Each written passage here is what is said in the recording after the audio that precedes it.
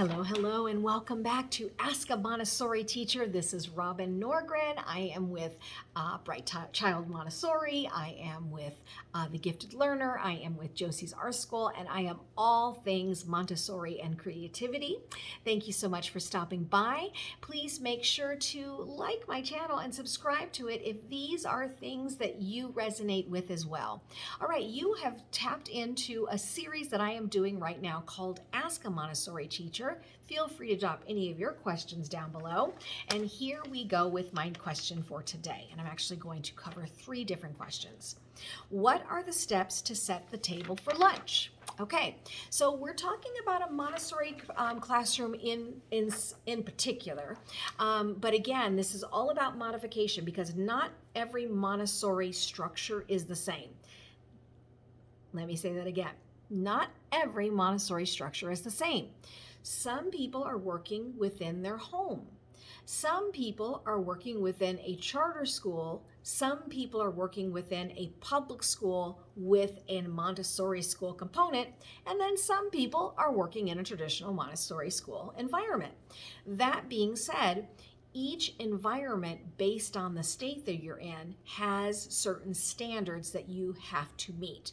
So for example, I have been in schools where you are not allowed to have dishes in your classroom and you are able to, and you are eating on traditional plates that can break, right? And so in a Montessori classroom, if you've been through a training, everything is about using real life materials. That includes when you're eating on a plate that could potentially break in a classroom. Not everybody has the access to that. So I'm going to deal with more so what structure I would have, and then you modify it however it's going to be useful for you, okay? So it doesn't matter whether you're using real plates or paper plates or they just bring their lunch in. All of these things are the same. You want a system.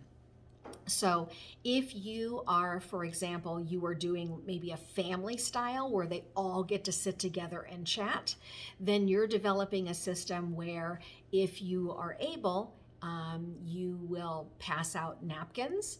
You will have a pitcher of water on the table if that's possible. You will have whatever cup they're using. So if you have had them bring a cup from home, or if they're just using your standard water bottle, they're bringing that to the table.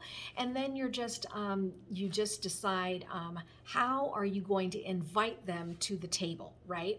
So first and foremost, we want to make sure that we are cleaning the tables, right? So if they're using the same tables that they've used throughout the day and you are inside your Montessori classroom, then you need some sort of system where, again, if this is someone's job to wipe down the tables with the help of the assistant, then that's what you would do. And at a certain time, maybe you're doing a group meeting of some sort, and then you nod to whoever it is that is supposed to be doing that, or the assistant comes and taps that child on the shoulder, or 2 children, and then they go and they set up the tables. Setting up the tables would mean either wiping down the tables if you're using napkins, passing out napkins in the classroom. If you have a pitcher of water on the table, bringing out that pitcher of water on the table. If you're using real dishes and real plates, then they would be setting that table.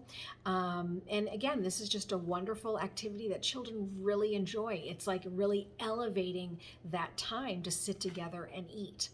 Now, I've been in that setting. I've also been in the setting where children are, they just have their lunch and they bring it from home, right? So with that, you could either, again, you're designating someone to pass out those lunch boxes for the students, based on like so-and-so shouldn't eat next to so-and-so and that sort of thing. Or this is, again, maybe an opportunity for, as they are lining up, maybe you're doing an exit song where you're singing and then you kind of embed in the song like the names of people that are going to go and get their lunch box, and they're going to sit at the table and prepare for lunch. Okay, number 1 thing, no one eats until everybody's sitting and ready to eat.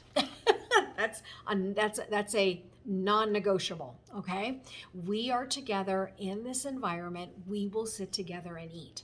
So whether it be You say a little prayer, you have a poem, you have a saying. I would always end with bon appetit, you may eat, and then they can sit and they can talk together.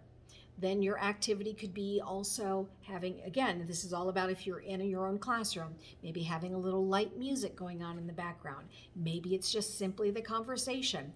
The assistant teacher and the lead teacher sits with the students. This is not a time for us to go and prep and all that kind of stuff. You are sitting with the students.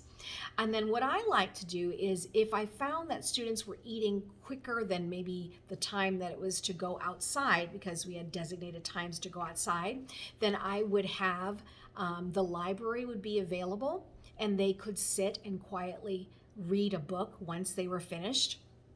When you're finished, you always raise your hand, may I be excused?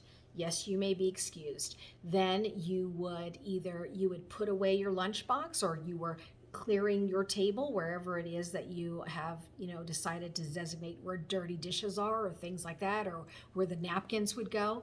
If you have dishes, then you would have the dishwashing station available for them to wash their dishes.